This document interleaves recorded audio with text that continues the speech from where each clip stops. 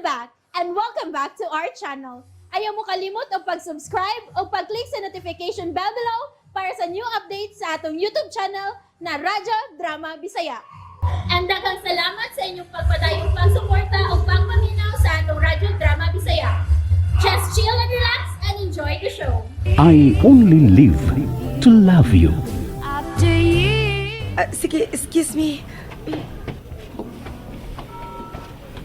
Kagwapa niya. Bisa mo tiyo naging kagwapa ka. Kaya siya sa Manila. Ako sa sunan. Kinahanglan nga may bawaan kung ay siya ka. Tinuod ka? Yes, pero kinalan nga ato ranin duha. Please. Okay. No worries. Pero, unsa day dautan kung atong sultihan si Ate Shin? No, please. Ayaw kalimot nga manghud baya siya ni Daddy. Unya atong sultihan og balita nga nabuhi si Harvey. Ha? Aw ang buta kong ipasabot ba nga nagkasugat na sad ang among daan ni Harvey. So, di na lang unya ka mangayo sa panabang ni Daddy Del kung si Bako kulito na sad unya ka ni Harvey. Ada, husto na ko sa edad. Dili na kumao si Aliyah kani adto nga naa ang kahadlok sa ubang tao nga dili ko suhito. Ang Aliyah nga idlas pa kayo kagikan pa sa bukid. Ang gitason sa panahon sa atong pagpakig-uban sa mga tao sa syudad. Nga mga syudad nun, ug ang pagtabang nila ni Mami Merced, ni Ate Shin, ug ni Daddy Del, ingon man ni Kuya Glenn. Igo na kay nakatabang aron daghan kog makatunan. Kung unsaon na sa pagpasikot-sikot, kung unsa na ang dagan sa kinabuhi karon. Dili na nakwasulon pa si Daddy Del. Kung si Bako, na nasa'y pagsuhay nga mo abot. Kamao na ko manalipod sa akong kaugalingon. Okay. Huwag ko makatuwa sa ko nakita. Murag dili na ko ma-imagine nga si Harvey katong ako nakita. My God, pagkaangayan niya siyang gisulog may uniform. Ha? May gwapo og samot si Harvey. Minindot ang lawas ug barog. O pagkanindot siyang panit. O sa naging siya katinuod yun nga lalaki. Na-crash ka? So what kung makaras ko? Na-crash ka? Ay, kapila ka ba anak? Okay. Let me tell you something. What is it? I don't know if this thing is called love. Nabuhi ang imong kaibog ni Harvey? Imo ba nang na-realize suman sa taas ka panahon nga wa na nimo siya makita?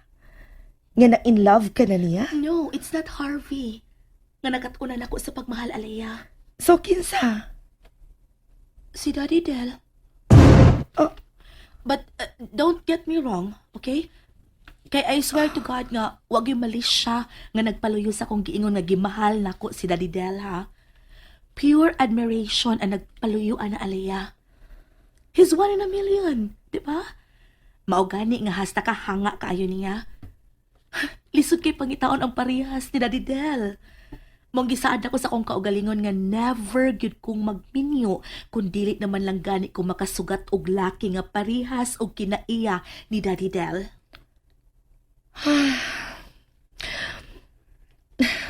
Husto ka, Ada. Tagsaon siya nga pagkatao. Way makatupong niya, Ada. Mong parehas ni mo. Dili sa pagig ko manguyab og tao nga dili makalabaw sa iyang hiyas. I love Daddy Del so much.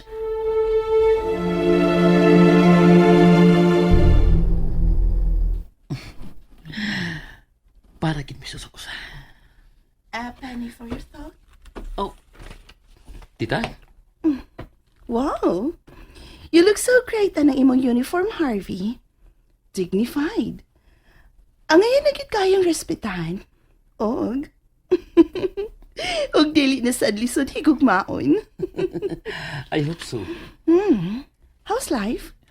Yes. I've reached the goal of my success. Pero, napamagyoy kuwang, tita? Inspiration? You know what?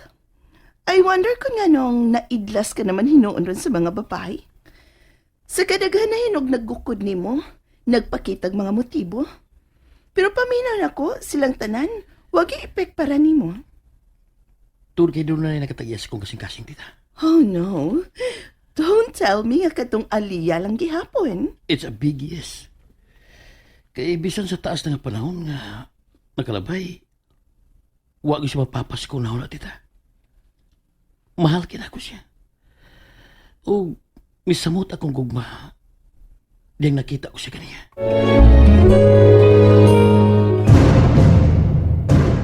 Oh?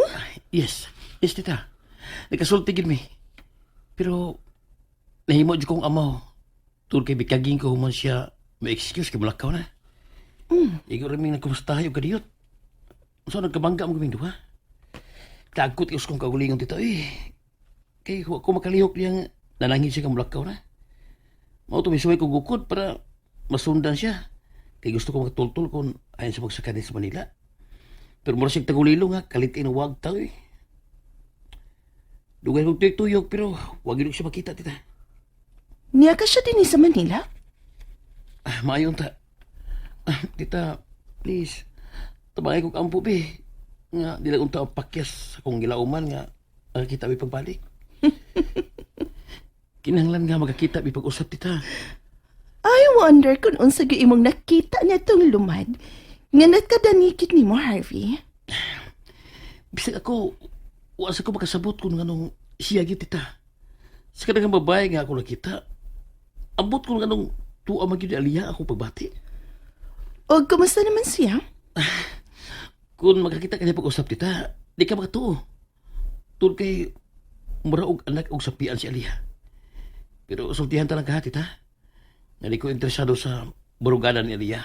Sa imbaruganan si Katilingban. Kay inon ka tita. Nga maanak ba siya dato o mapobre? Wa ko'y labot. Hey. Sa tono si mong sinultihan, no? Murag klaro na gid kaayo nga in love gid kang tinuray ni adtong lumad. Oh, tita. And I swear to myself, nga kung sugto lang ko niya, pakaskan na yun ako si Aliyah.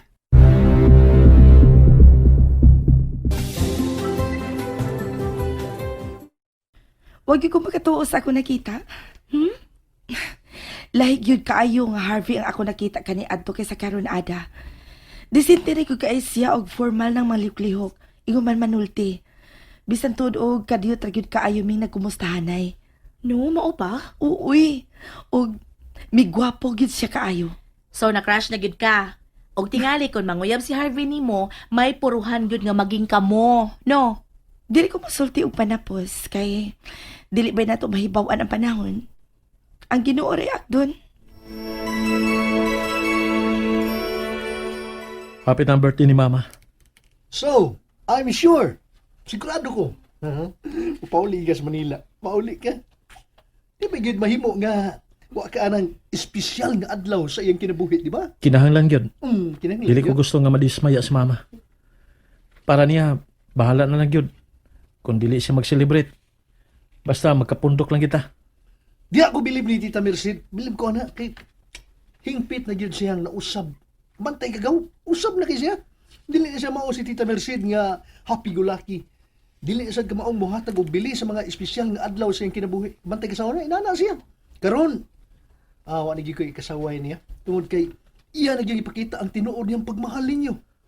Labi na ni Shin. Kani adto. Ako biyag yung nakita kung unsa niya kakontra si Shin. Piki. So, go? Pero karon, wa na. Usab na kay siya. Gawa, ginawa gawin. Nindot na kayo ang closeness sa duha. So panahon na tingali, nga angay nimo siya nga tagan og award gaw. Award? Oh, unsa man nga award ang angay na kong ihatag ni Mama. Apo, Unta, tungod kay naa na si Mama sa hustong edad para angay na tuod nga hatagan og apo. Pero, nahibaw ka gid sa sitwasyon.